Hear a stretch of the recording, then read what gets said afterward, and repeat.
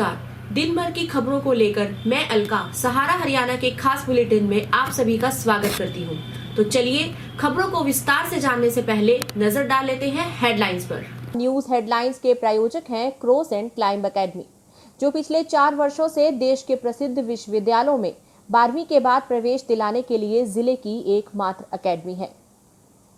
Arts और humanities के छात्र छात्राओं के लिए भी ये एकेडमी एक वरदान साबित हुई है। अपने बच्चों के उज्जवल भविष्य के लिए और संपूर्ण व्यक्तित्व के विकास के लिए आज ही संपर्क करें क्रॉस एंड क्लाइंब की निदेशक सुनीता कुंडू से। इनका फोन नंबर है 9215649666। राशन खराब होने की शिकायत लेकर लोग पहुंचे लघु सचिवालय। पर्यावरण बचाने की मुहिम के अंतर्गत लगाए गए 750 पौधे। शीला बाईपास स्थित अखिल भारतीय किसान सभा ने किया ऐलान, यूपी में 5 सितंबर को होने वाली रैली होगी ऐतिहासिक। खराब हुई कपास की फसल की गिरदावरी की मांग को लेकर लोग पहुंचे लघु सचिवालय। रोहतक के निकटवर्ती गांव खरावड़ में 4 साल से नहीं है बेटियों का स्कूल भवन, बताया कैप्टन जगबीर मलिक ने। जुलाना के क्षेत्र खेड़ा में महम के विधायक पहुंचे गरीब दिव्यांग बहन के घर राखी बंधवाने। लघु सचिवालय में आज प्रधानमंत्री गरीब कल्याण योजना के अंतर्गत राशन खराब होने की शिकायत को लेकर लोग पहुंचे। हाउसिंग बोर्ड निवासी जसवीर ने कहा कि 19 तारीख को कन्हेली रोड पर उन्होंने 20 किलो आटा लिया था, लेकिन वो खराब हो गया। उन्होंने कहा कि खाद्य आपूर्ति विभाग में जाकर खुद उन्होंने शिकायत दी है। अधिकारियों ने कहा है कि इस डिपो पर जल्द से जल्द कोई कार्रवाई होगी। शिकायतकर्ता ने कहा है कि मैं प्रधानमंत्री, मुख्यमंत्री, गृह मंत्री और जिला उपायुक्त को भी शिकायत दूंगा। वे आज लघु सचिवालय पहुंचे और उन्होंने मीडिया के सामने अपना खराब हुआ आटा भी दिखाया। नाम जसवीर कुमार है, मैं ओल्ड हाउसिंग बोर्ड का निवासी हूँ। और सर, ये हमारे हर्ष डिपो पड़ता है कनेली रोड पे। वहाँ मैं 19 तारीख को राशन लेने गया था, जिसमें मैं राशन लेने में 2 घंटे तो लगे और जो राशन मुझे मिला वहाँ से आटा जो मुझे मिला 2 घंटे के बाद, उसके अंदर सुरसियाँ हैं, कीड़े हैं और छोटे छोटे तरह के जहरीले तरह के मच्छर भी उसमें मरे हुए मुझे मिले। जो मैंने घर पे आके उसको खोला, देखा, मैं बहुत बुरा हाल था। उस विषय से फिर आज मैं अपने खाद्य डिपार्टमेंट विभाग में आया। उनके जो एसओ साहब से मिला, उनको मैंने शिकायत दी और दर्ज करवाई कि देखो जी आटे में इतना बुरा हाल है। आटा बुरा देख अधिकारी ने इसको नोट किया, बोले पहले तो हमारे डिपो पे जाके आटा चेक करो, अगर गलत है तो उसको रोक दिया जाए। और उसके बाद जहाँ से कंपनी से जो आया आटा, वहाँ से उनको भी मना किया जाए कि इस तरह का आटा ना भेजे जो इतना बुरा हाल मचा आटे, क्योंकि बेकार आटा अगर खाएंगे तो लोग बीमार हो जाएंगे। तो आप इसकी कॉपी मैं अपने प्रधानमंत्री जी को भी भेजूँगा, नरेंद्र मोदी जी को, और हमारे जो सीएम है रोहतक के हरियाणा के मनोहर लाल खट्टर जी को भी भेजूँगा, जो हमारे चीफ डिप्टी सीएम है दुष्यंत चौटाला जी, उनको भेजूँगा, और हमारे यहाँ के जिला उपायुक्त जो रोहतक डीसी और गृह मंत्री जो हमारे उनको सबको मैं ये कॉपी भेजूँगा, क्योंकि इसमें इतना बुरा हाल मचा रखा है। मेरे जैसे पता नहीं कितने लाखों आदमियों को इस तरह का आटा मिला होगा। नगर निगम Rohtak, BP Jain skill development centre और हरियाणा फॉरेस्ट डिपार्टमेंट रोहतक के तत्वाधान में पर्यावरण को बचाने के लिए चलाई जा रही मेगा मुहिम के तहत करोथा गांव के राजीव गांधी खेल स्टेडियम में 251 पौधे लगाए गए। कुल 3 दिन में 750 पौधे लगाए जाएंगे। मीडिया प्रभारी राजीव जैन ने बताया कि इस अवसर पर मुख्य अतिथि यूनिवर्सल पेरिसेशंस क्रूज के एमडी विजय जैन ने पौधे लगाकर पौधारोपण मुहिम का शुभारंभ किया। पौधे लगाने का काम लगभग 3 दिन में पूरा कर दिया जाएगा और इन पौधों की देखरेख और पानी देने की जिम्मेवारी स्टेडियम में बनी समिति के पदाधिकारियों और सदस्यों, गांव के सरपंच और ग्रामीणों ने ली है। उन्होंने कहा है कि हम पौधों की पूरी तरह से देखभाल करके स्टेडियम को हरा भरा बनाएंगे। आज भारतीय किसान सभा के राज्य सचिव सुमित ने बताया कि 5 सितंबर को मुजफ्फरनगर यूपी में एक विशाल रैली का आयोजन किया जाएगा, जिसमें संयुक्त किसान मोर्चा निर्णय लेगा कि आने वाले 2022 में यूपी चुनाव और उत्तराखंड चुनाव में किसानों की क्या भागीदारी रहेगी। उसी को लेकर आज शीला बाईपास स्थित संयुक्त किसान मोर्चा के सभी सदस्यों ने मिलकर एक मीटिंग की। उन्होंने कहा कि 8 महीने से ज्यादा का समय किसानों को धरने पर बैठे हुए हो चुका है, लेकिन केंद्र सरकार इन 3 कृषि कानूनों को लेकर कोई भी जवाब नहीं दे रही। आज रोहतक में किसान सभा राज्य कमेटी की बैठक हुई थी और बैठक में किसान आंदोलन की आगामी दिशा में निर्णय किए गए हैं।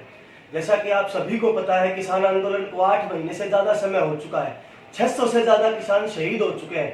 इसके बावजूद भी मोदी सरकार की हठधर्मिता और तानाशाही जो है वो कम नहीं हो रही। और उसी दिशा में संयुक्त किसान मोर्चा द्वारा 5 सितंबर को एक ऐतिहासिक मिशन यूपी और उत्तराखंड के तहत ऐतिहासिक किसान रैली का आयोजन मुजफ्फरनगर में किया जाएगा। आज लघु सचिवालय में भैनी चंद्रपाल गांव से लोग पहुंचे और कपास खराब होने की शिकायत दी। चंद्रपाल गांव से कुछ ग्रामीण पहुंचे और उन्होंने बताया कि हमारे गांव में 50 एकड़ से ज्यादा कपास खराब हो चुकी है। साथ ही उन्होंने ये भी कहा कि किसी शरारती तत्व के द्वारा उस पर दवाई डाल दी गई, जिसके कारण पूरी कपास की फसल खराब हो गई।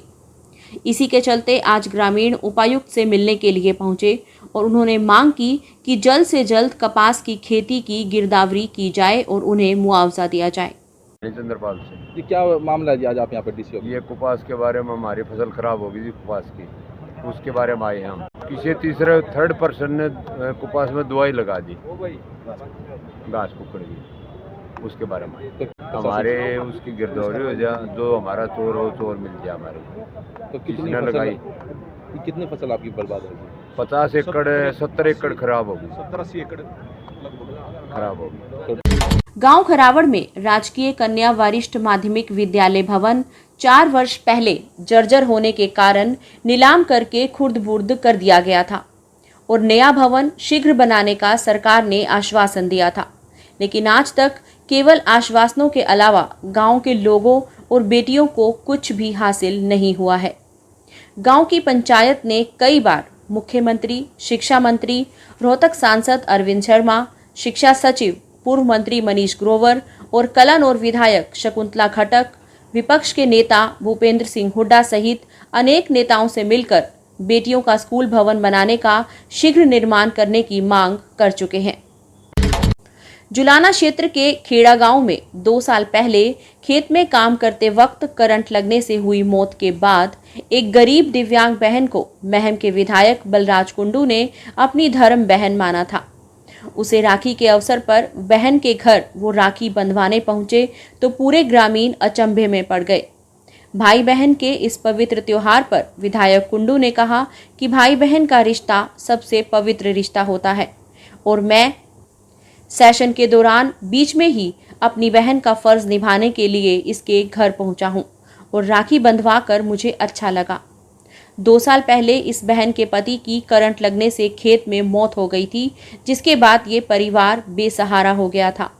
यह दिव्यांग बहन और उसके 2 छोटे छोटे बच्चे हैं। उस टाइम तो सोशल मीडिया के माध्यम से मुझे पता लगा था कुलदीप का, और अभी इस बहन के मेरे पास पिछले साल भी रोहतक गई थी मुझे राखी बांधने के लिए, और इस साल भी 4-5 दिन से फ़ोन आ रहे थे कि भैया मैं राखी बांधने आऊँगी। ये चलने फिरने में इसको दिक्कत है, दिमाग इसको उसका सहारा लेके चलना पड़ता है, फिर इसको 1-2 आदमी साथ में चाहिए वहाँ आने के लिए। तो फिर मैंने इसको कहा था, मैं चंडीगढ़ था तो भाई वापसी में मैं ही खुद आऊँगा राखी बंधवाने के लिए, आपको रोहतक परेशान होने की ज़रूरत नहीं रोहतक आने के लिए। तो आज उसी के लिए मैं आज चंडीगढ़ से आता यहाँ पे राखी बंधवाने के लिए। कल रक्षा में, कल तो मेरा प्रोग्राम काफ़ी व्यस्त नहीं आ पाता, तो मैंने आज के लिए कहा था कि मैं आज राखी बंधवा के जाऊँगा। तो मैंने आज ये प्रोग्राम रखा। यहाँ से बरोदा भाई एक किसान आंदोलन में शहीद हुआ था, उसकी उनको भी मैंने धर्मबान बना रखा है, तो एक वहाँ पे भी अभी जाऊँगा मैं राखी बंधवाने के लिए। तो वो उसी क्रम में जो मैं आज यहाँ अपनी बहन से राखी बंधवाने आया हूँ, और इसको जो एक भाई का फ़र्ज़ होता है राखी बंधवाना और उसको आशीर्वाद देना, तो उसी के उसमें मैं आज यहाँ पे आया। मेरे देवर जी तार लगाने गया था और वहाँ लाइट ने पकड़ लिया और उस वैसे ही घटना घट गई उसके साथ। फिर इन्हें चैनल के माध्यम से बलराज भैया कुंडू को पता लगा, वो हमारे घर आए, वहाँ हमारी सहायता की मेरी छोटी बहन की, और वो गरीब थी, उसके 2 छोटे बच्चे हैं जी, और वो हमारी बहुत सहायता कर रहे हैं। और आज रक्षाबंधन के समय पर वह हमारे घर पे आए और मेरी बहन पे राखी बंधवाई और हमारे पे बंधवाई, और मेरी बहन की बहुत अच्छी रक्षा की और आगे भी करेंगे, और इसको नौकरी दिलवा रहे हैं। हमें बहुत खुशी हो रही है और हम बहुत खुशी से अच्छा महसूस कर रहे हैं। आज के लिए इतना ही, फिर मुलाकात होगी हमारे अगले एपिसोड में। तब तक के लिए शुभ रात्रि, शब खैर, नमस्कार।